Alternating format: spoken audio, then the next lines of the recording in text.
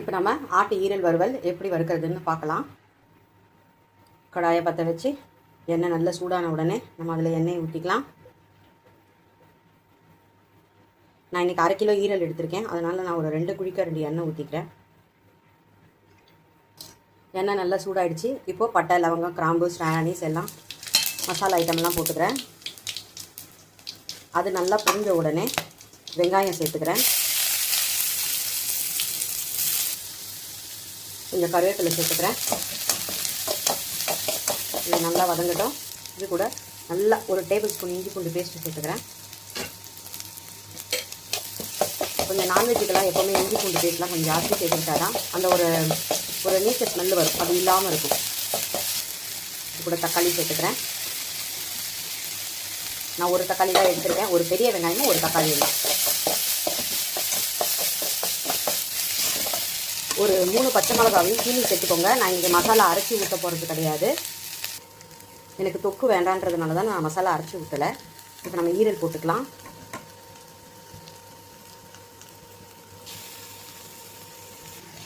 இது நல்லா வதங்கட்டும்.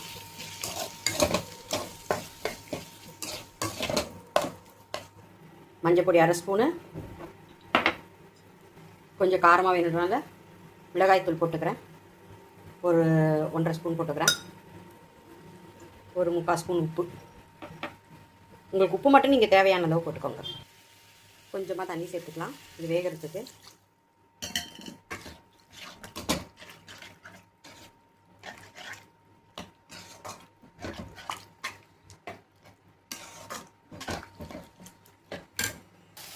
இப்போ பாருங்கள், ஈரல் ரெடி ஆகிடுச்சு.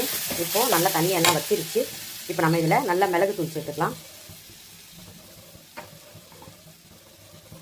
இந்த ஈரல் வறுவல் சாம்பார் சாதத்துக்கு, ரச சாப்பாட்டுக்கு எல்லாமே சூப்பராக இருக்கும். நம்ம எதுக்கு வேணாலும் சைடிஷ் வச்சு சாப்பிட்லாம், ஆனால் ரொம்ப ஆப்டாக இருக்கணும்னா இந்த ஐட்டத்துக்கு நல்லாயிருக்கும்.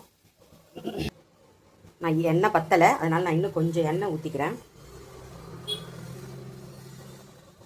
உங்களுக்கு எண்ணெய் போதும்னா நீங்கள் இது பண்ணிக்கோங்க, எனக்கு இன்னும் கொஞ்சம் எண்ணெய் வேணும்.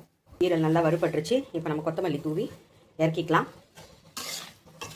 உங்களுக்கு இந்த ஈரல் வறுவல் பிடிச்சிருந்ததுன்னா செஞ்சு பார்த்துட்டு உங்கள் விருப்பத்தை கமெண்ட்டில் சொல்லுங்கள். என்னுடைய சேனலை அப்படியே சப்ஸ்கிரைப் பண்ணிக்கோங்க. தேங்க்ஸ் ஃபார் வாட்சிங்.